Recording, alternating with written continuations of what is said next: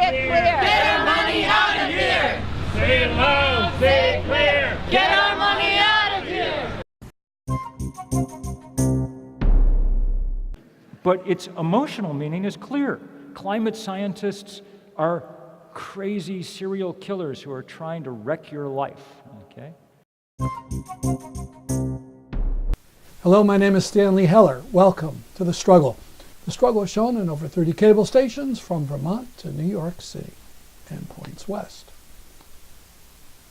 As the temperature in Southern California reaches 107 degrees in late October, we spend much of the program today on climate. We begin with a group of marchers in New Haven going from bank to bank, calling on the banks to get out of the fossil fuel poison business. You can't drink oil. Keep it in the soil. You can't drink oil. Keep it in the soil. You can't drink oil. Keep it coming. Water is life.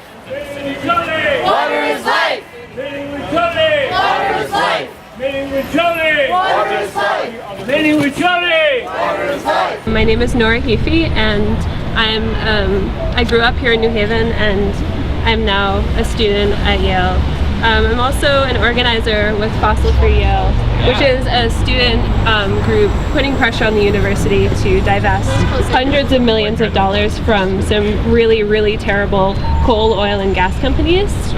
So although it's really difficult to find information on Yale's endowment investments, we do know that Yale is invested in ExxonMobil, which has actively funded climate denial for decades, and the Mauls Creek Mine project, which, like the Dakota Access Pipeline, threatens indigenous communities' land, water, and cultural sovereignty. So we believe that it's unacceptable for Yale to be invested in these companies to profit from the destruction of fossil fuels on our climate and on our society. And it is also unacceptable for banks to fund projects like the Dakota Access Pipeline. Yes. Yes. Say it loud. Say it clear. Get our money out of here. Say it loud, say it clear. Get our money out of here. So I'm Jeremy Schulich. I volunteer here with New Haven Stands with Standing Rock and with New Haven Climate Movement, and just wanted to give a brief overview of our campaign to get the city of New Haven to move its accounts out of Wells Fargo and into a different bank. So as most of you know, Wells Fargo funded the Dakota Access Pipeline to the tune of $467 million. And you know, in addition to all the scandals you've seen in the news, I don't need to go over those. Wells Fargo has funded private prisons and has shown discrimination against African American and Latino American mortgage holders. So you know, all of these things combined really make it quite an ill-intentioned entity indeed. So the New Haven does about $10 million a day. And it has about that much revenue going through Wells Fargo every single day through its main operating accounts. And we're trying to get New Haven to move its funds into a more socially responsible, community-based local bank. So another really important point in this campaign is that we not move our money to another bank that's just as bad as Wells Fargo is, which is really, you know, it's very important to stress that, because actually the city's controller has mentioned Chase Bank as another option. And yeah, so there was a report that came out not too long ago. It's called Banking on Climate Change. It was sponsored by the Rainforest Action Network, 350.org, Sierra Club, you know, a bunch of other really amazing organizations. And they determined that Wells Fargo was the 20th worst bank in the world when it comes to funding fossil fuel projects. But there are a number of other banks here that have branches here in town that are even worse than that. Chase is number 3. Chase is the 3rd worst bank in the entire world when it comes to funding fossil fuel projects. So we cannot have our money in Chase Bank. Similarly, Citigroup is number 9. Bank of America is number 7, HSBC is number 8, and TD Bank, where we just were, is 29. So none of those banks will do. Lastly, I just wanted to acknowledge that Mayor Harp and Controller Daryl Jones have acknowledged our plea, and they've shown some signs that they're willing to work with us. They have started to move some smaller city accounts out of Wells Fargo. So I want to thank them for that, and I want to thank them for their willingness to work with us. But there was some press a little while ago stating that they had made a firm commitment to close all the accounts with Wells Fargo, which is just not true. But that's what we're asking them to do. Boycott! Wells Fargo! Boycott! Wells Fargo! Boycott! Wells Fargo! Boycott! Wells Fargo! When I say move, you say the money. Move the money. Move the money. Move the money. Move the money. Get Wells Fargo out of our homes. Dirty pipelines, predatory loans. Get Wells Fargo out of our homes. Oil, keep it in the soil. Can't drink oil. Keep it in the soil. Can't drink oil. Keep it in the soil. You can't drink oil. Keep it in the soil. You can't drink oil. Keep it in the soil. You can't drink oil. Keep it in. Divest now. We don't get it. Shut it down. This is what our petition says. Mayor Harp, please move our money from Wells Fargo Bank. We New Haven residents ask Mayor Tony Harp to move the city's main operating funds, our tax dollars, from Wells Fargo Bank to one that better represents what New Haven, its people, and its mayor stand for. So you're probably wondering why we got together today, other than to deliver these petitions. We are part of a mighty movement across the world today, on October 23rd through today, October 25th, that have been doing actions at banks all over the world because, believe it or not, right, they still have their closed-door meetings. And this one in particular was in Brazil, a meeting of over 90 banks to talk about the future of investing in projects that are irresponsible, that we know are irresponsible. You may have heard that the group ICAN has been awarded the Nobel Peace Prize. The organization was started in Australia by a group of people influenced by the thought of Gandhi Peace Award winner Helen Caldicott. TSVN recorded a speech by ICAN leader Tim Wright in 2015 in New York City at a conference organized by Helen Caldicott. Here's an excerpt. ICAN's a growing dynamic campaign that currently has 424 partner organizations in 95 countries. It's global. It's not just North America and Western Europe. It is all over the world, and it's growing every day. It's revitalized international work on nuclear weapons by calling for a treaty to ban nuclear weapons, and Tim's going to talk about that now.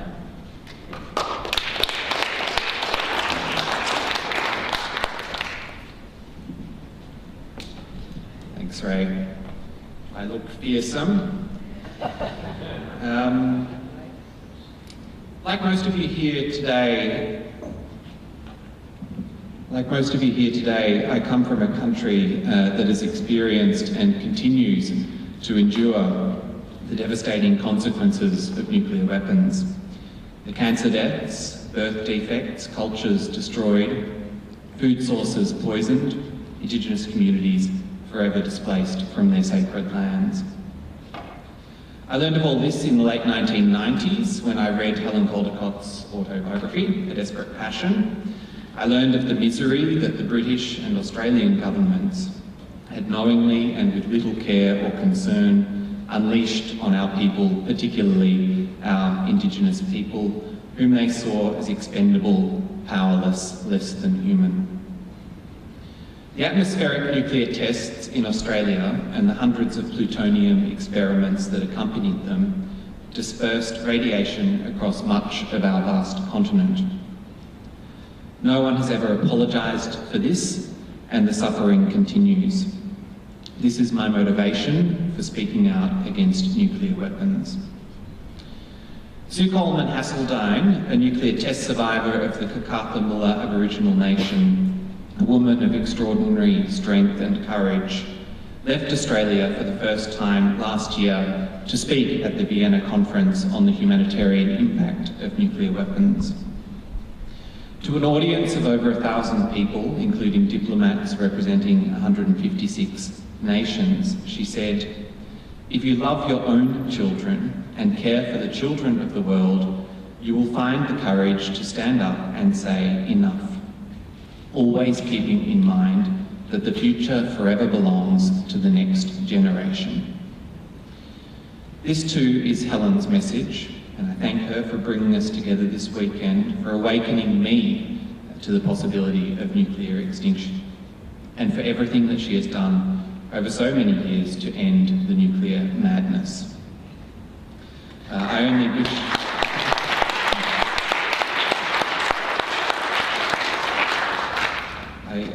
wish that I were nearly as energetic and youthful as she is. In 2007, with Helen's help, we launched the International Campaign to Abolish Nuclear Weapons, ICAN, in an effort to reignite the languishing global anti-nuclear movement, to get better organised and to finish the work of decades past.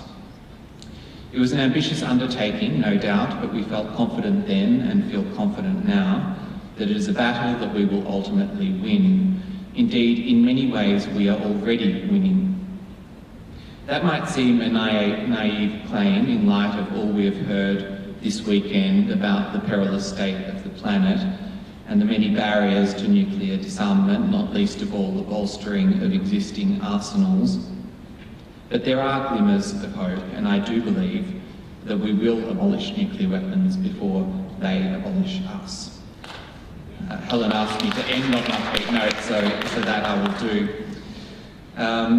Over the past few years, we have seen the start of a fundamental shift in the way that governments talk about nuclear weapons.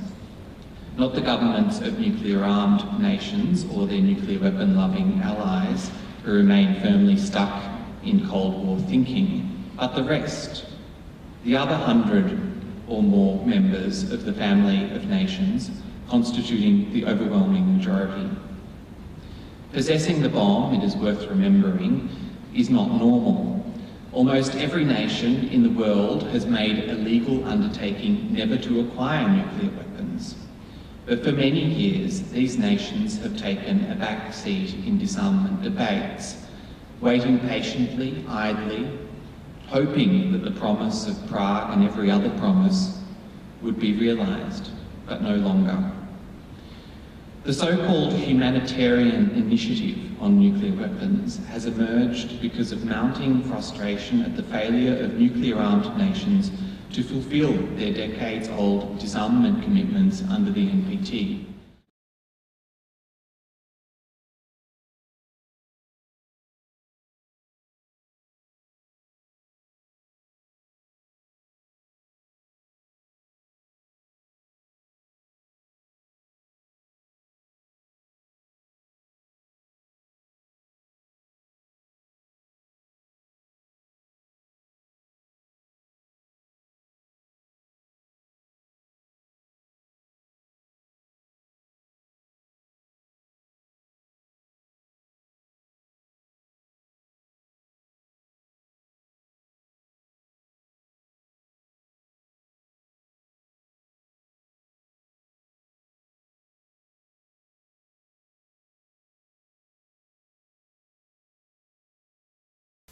Headlines are talking about tax reform.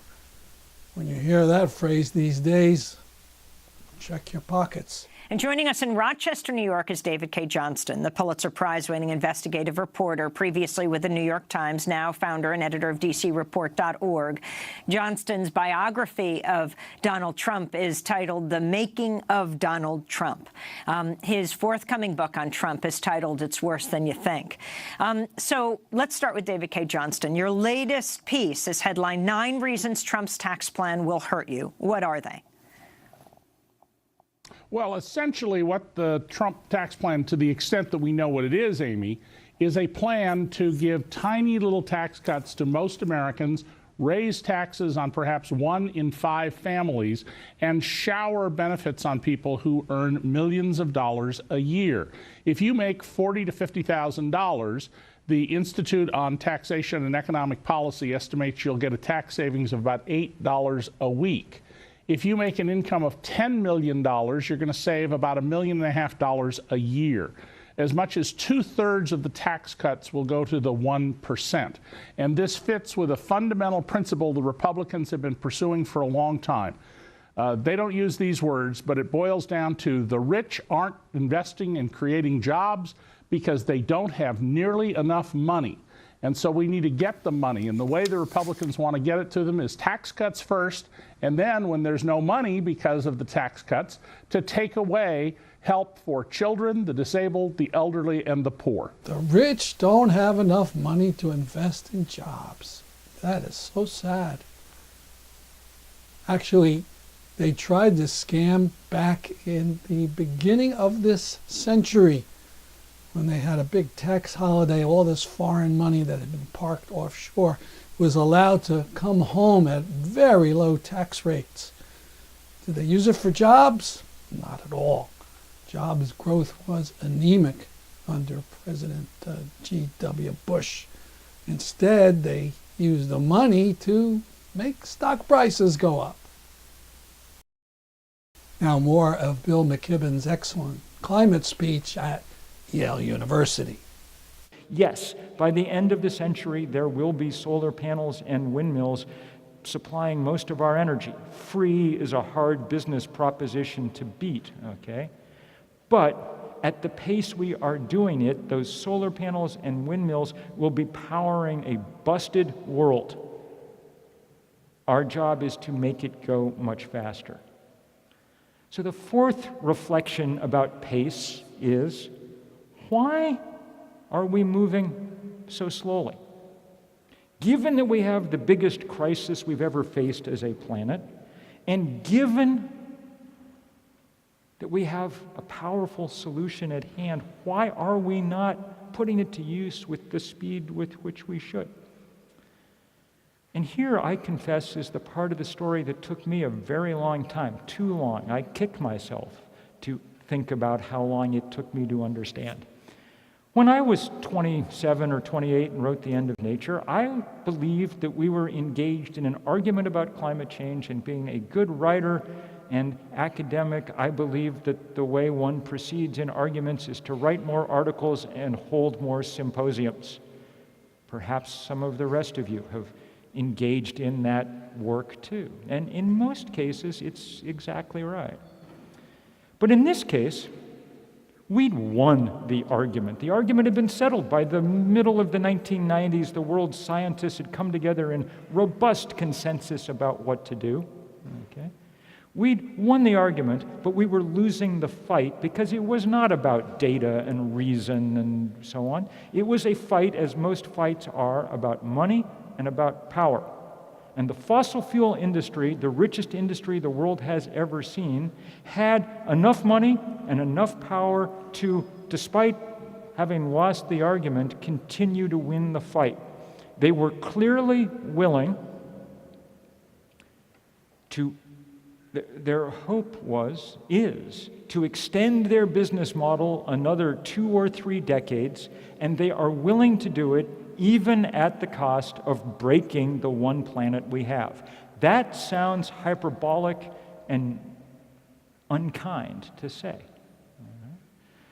I might not have said it even a few years ago, except that beginning about 2015 or so, great investigative reporters at the LA Times and the Columbia Journalism School and Inside Climate News and other places began producing a series of the most remarkable exposés, probably the most important journalism anyone's done about anything for a very long time. What they demonstrated beyond any doubt from document troves, from interviews with whistleblowers, was that the fossil fuel industry, its biggest players, particularly Exxon, the single biggest fossil fuel company, nay, the biggest company on Earth for much of the last 50 years, had known everything that there was to know about climate change and known it by the late 1970s or the early 1980s.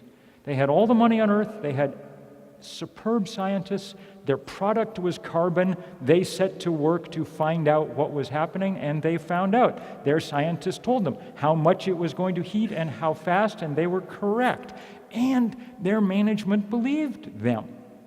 Exxon started building all its drilling rigs to compensate for the sea level rise that they knew was coming. They started mapping out the parts of the Arctic they knew would soon be melting so they could get the leases to drill there. Okay?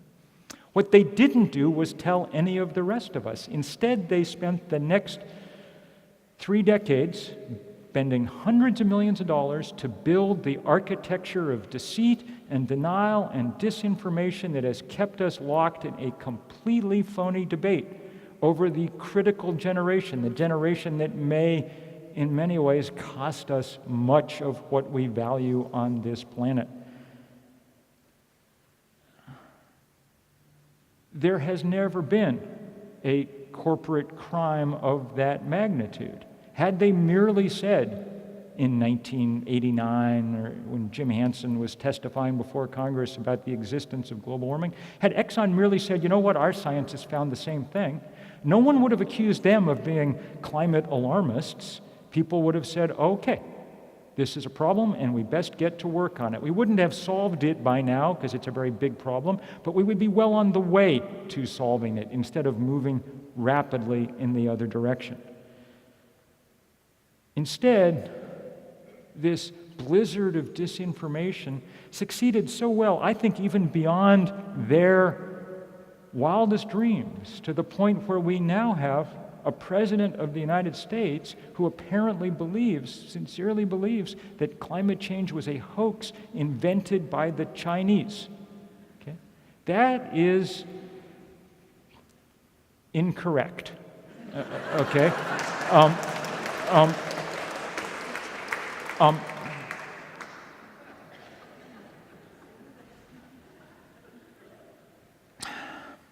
Their plan, their goal, which we know too from all these documents, is not to forever forestall, is just to make the conversion as slow as possible, to raise as much doubt, to put as much mud in the water as possible, to keep us from acting as swiftly as we need to act. What do I mean by mud in the water? Let me show you a picture.